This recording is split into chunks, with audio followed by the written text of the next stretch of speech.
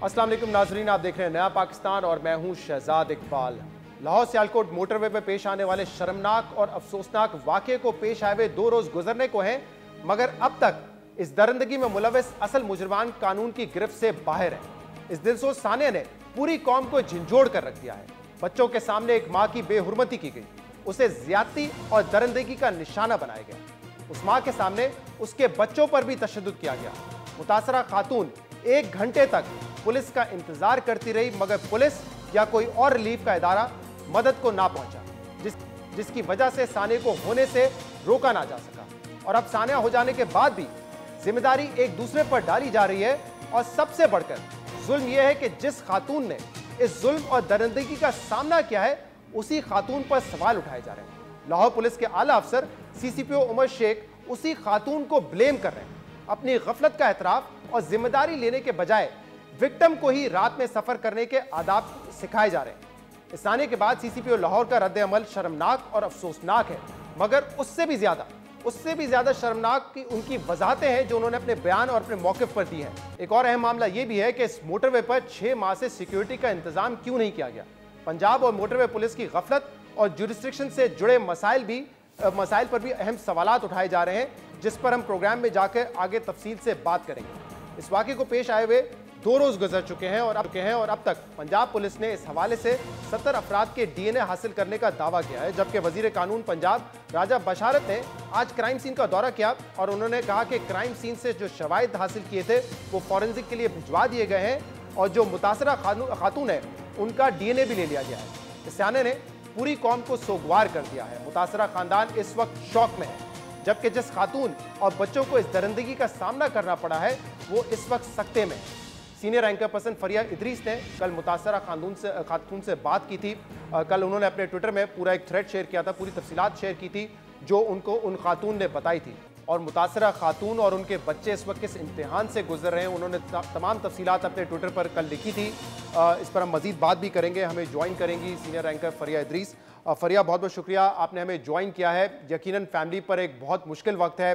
जिस किस्म का अफसोसनाक वाक़या, एक शर्मनाक वाक़या कल पेश आया है लाहौर में। आपकी कल बात हुई है उन खातून से, उनकी फैमिली से। सबसे पहले तो ये बताइएगा कि इस वक्त कंडीशन क्या है, उनके बच्चों की क्या कंडीशन है और खातून की क्या कंडीशन है? शहजाद, बहुत शुक्रिया और आई एम वेरी ग्लैड आप ही इस पे उस इशू को उठा रहे हैं, सब लोग उठा रहे हैं। मगर उसके साथ साथ ऑब्वियसली एक फैमिली इन्वॉल्व है और क्योंकि उनकी प्राइवेसी भी है, उनकी जो हालत है वो किसी भी तरीके से नॉर्मल इस वक्त नहीं है। बहुत मुश्किल था मेरे लिए कि मैं ये थ्रेड लिख रही थी। I was very emotional my self, उसमें बहुत सारी मुझसे मिस्टेक्स भी हुई, मगर द ओनली रीजन जो मैंने सोचा कि ये बात हमें शेयर करनी चाहिए लोगों के साथ, अगरचे उस खानदान की जाहिर सी बात है, पहली प्रायोरिटी ये है कि ये बात कहीं भी ना हो, कहीं जिक्र भी ना हो। उस खातून की भी यही ख्वाहिश है, जितना भी वो सोच समझ सक रही है इस वक्त, क्योंकि ज्यादा सोच समझ नहीं सक रही वो इस वक्त। बच्चे उनके छोटे हैं, ट्रॉमेटाइज्ड है, एब्सोल्युटली ट्रॉमेटाइज्ड है, उनके आसपास जितने लोग हैं सभी ट्रॉमेटाइज्ड हैं।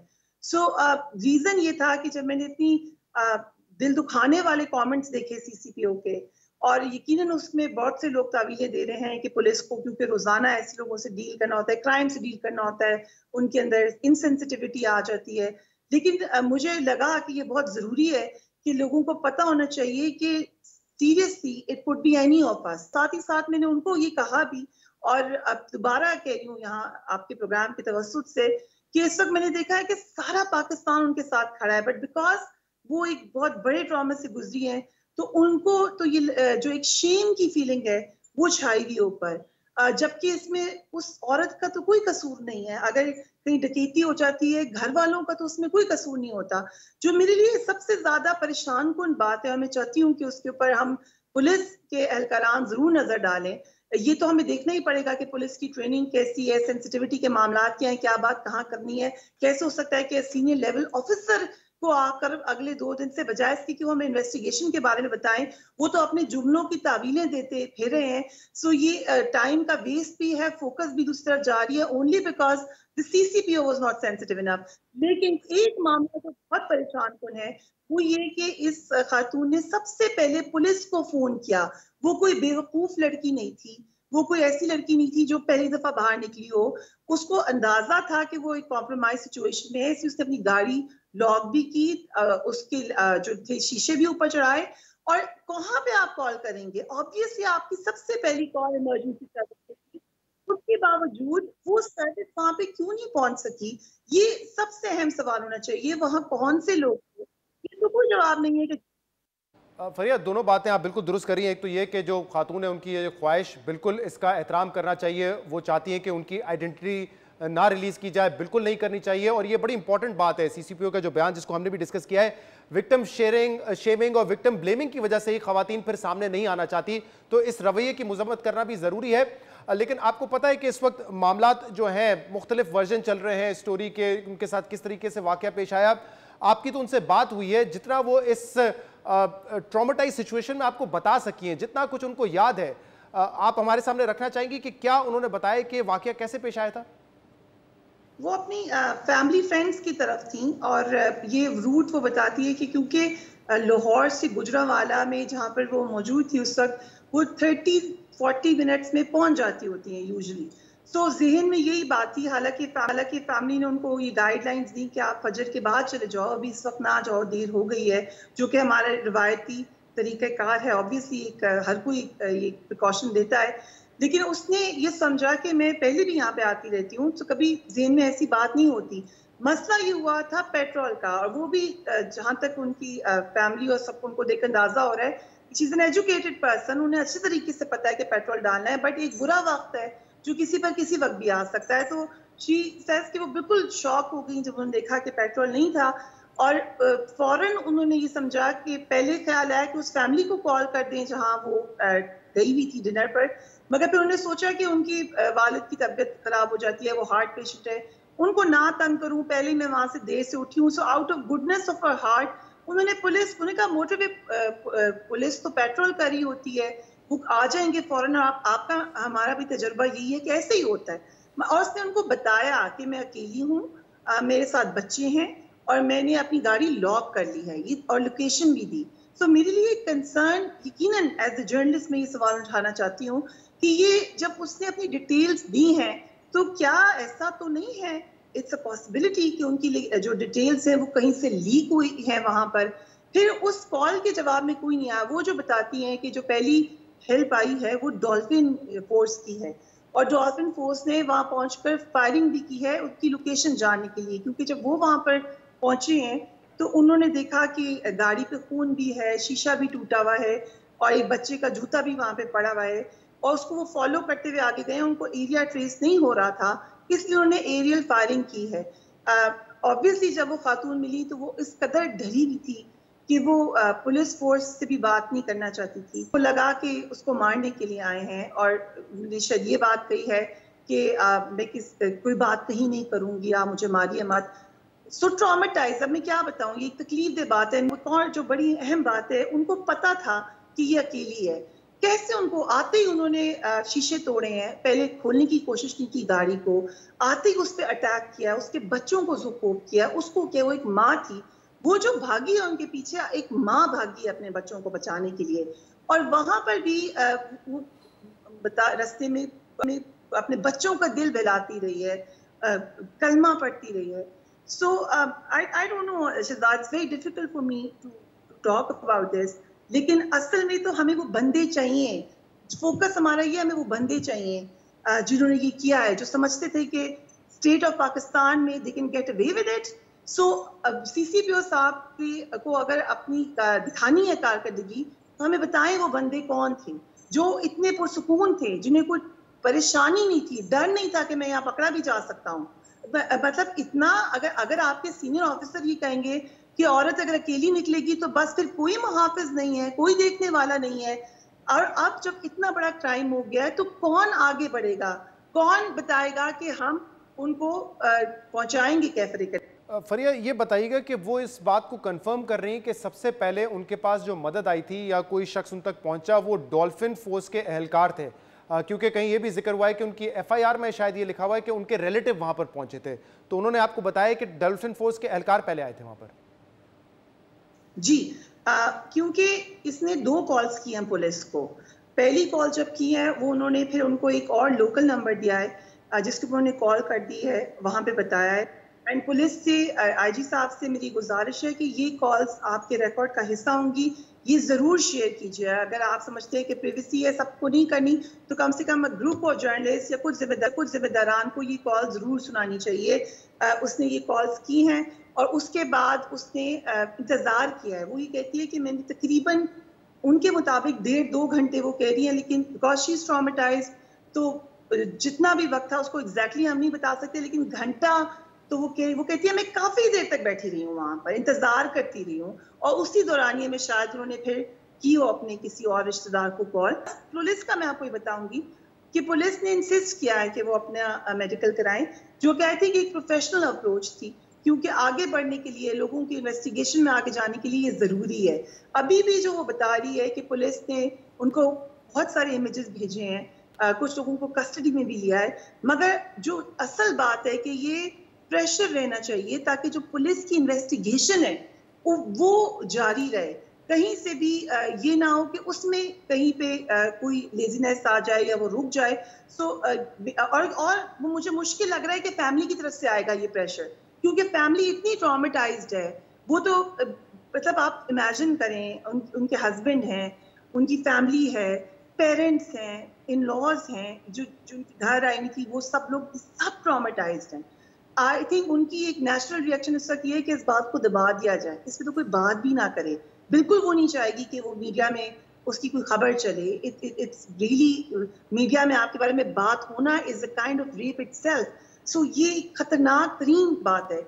एक बहुत बड़े ट्रॉमा से वो गुजरी है, तो प्रेशर हमने डालना है पुलिस के ऊपर। हम आप बिल्कुल ठीक कह रही हैं। जाहिर सी बात है, जिस कंडीशन में इस वक्त वो है, वो नहीं चाहेंगी कि बार बार ये खबर मीडिया पर नशर हो, लेकिन शायद हमारी भी मजबूरी है, हम बार बार इस इशू पे बात इसलिए कर रहे हैं ताकि हम एक वो प्रेशर मेंटेन कर सकें पुलिस के ऊपर, हुकूमत के ऊपर, ताकि जो मुजरिमान हैं उनको जल्द से जल्द कैफरे किरदार तक पहुंचाया जा सके। लेकिन आप जो बता रही हैं, और आपने अपने थ्रेड में भी ये मेंशन किया है कि उन खातून ने, उस औरत ने इतनी हिम्मत दिखाई कि जब उसको मारा पीटा जा रहा था, उसको घसीटा जा रहा था, तो उस वक्त भी उसको परवाह थी अपने बच्चों की। वो दुआएं पढ़ रही थी और अपने बच्चों को हौसला दे रही थी कि कुछ नहीं होगा, सब कुछ ठीक हो जाएगा।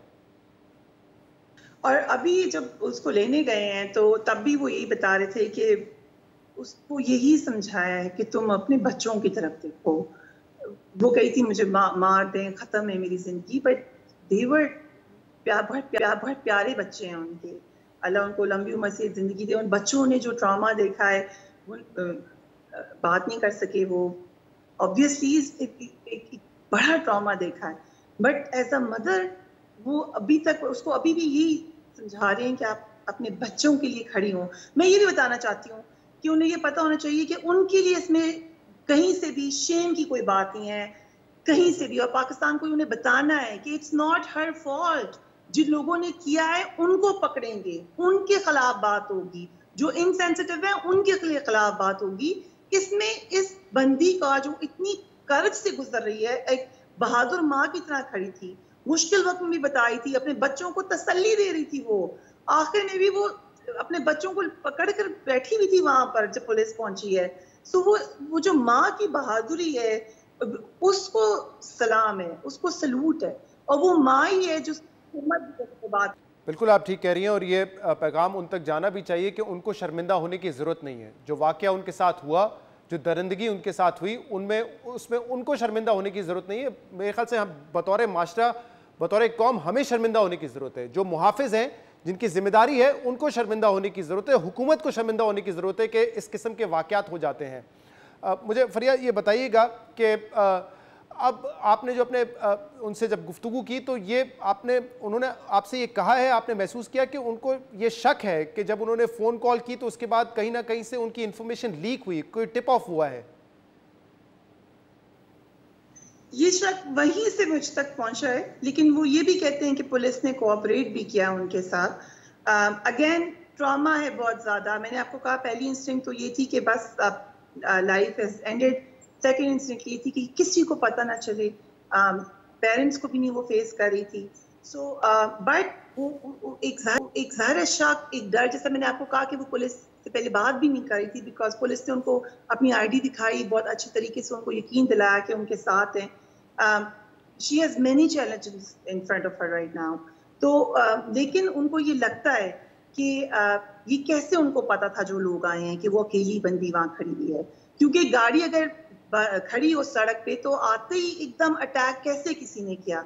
क्या वो उनको कहीं से टिप ऑफ हो गया था, किसी ने बता दिया था? हाउ डिड दे नो कि गाड़ी के अंदर लॉक करके एक औरत बच्चों के साथ मौजूद है, और बच्चों को के साथ भी काफी बुरा सलूक किया उन्होंने, उनको मारा पीटा है बच्चों को। मगर उनको ये बात लगता है क्योंकि वो उन्हें आते ही शीशे तोड़ना शुरू किए हैं, ये नहीं है कि कन्फ्रंट किया या कोई आवाज दिया या बाहर निकालने की कोशिश की है। अगेन फोन, मोबाइल फोन भी उसका गाड़ी में ही रह गया, so they were not looking for the mobile phone. Fariya, बहुत बहुत शुक्रिया आपने हमें ज्वाइन किया। यकीनन फैमिली के ऊपर इस वक्त बहुत सख्त वक्त है, एक मुश्किल वक्त है, ट्रॉमेटाइज हैं उनके बच्चे, उनकी फैमिली, और पता नहीं कितना वक्त लग सकता है उनको रिकवर होने में। आपने भी बड़ी हिम्मत दिखाई है। इस तरह के इंटरव्यूज़ करना या किसी से बात करना इस मौके पर बड़ा एक मुश्किल अमल होता है। इसके बाद, इस वाक़े के बाद हमने देखा कि CCPO का जो बयान आया है जिसकी मज़म्मत भी की गई है, हुकूमत के अपने लोगों ने मज़म्मत की है, और अब से कुछ देर पहले IG पंजाब का भी बयान आया है। इनाम गनी साहब ने यह कहा है कि घर के चौकीदार मालिक को ये नहीं कह सकता कि आप अपना ख्याल खुद रखें। उन्होंने कहा है कि CCPO को ये बयान नहीं देना चाहिए था। उन्होंने कहा है कि जो चौकीदार है वो अपने मालिक को ये नहीं कह सकता कि आप अपने घर का ख्याल खुद रखें। तो उन्होंने भी इस बयान की मजम्मत की है। इस पर हम मजीद भी बात करेंगे। एक ब्रेक के बाद शहजाद अकबर साहब हमारे साथ होंगे। एक पूरा ट्रैक रिकॉर्ड है उमर शेख साहब का CCPO लाहौर का। इससे पहले भी उन पर हरासमेंट के इल्ज़ाम लगे हैं और ये किसी और ने नहीं लगाए। पाकिस्तान की जो सिविलियन प्रीमियर एजेंसी है IB, उनकी जो रिपोर्ट थी वो इनके बारे में क्या कहती है, इस पर हम शहजाद अकबर साहब से बात करेंगे एक ब्रेक के बाद।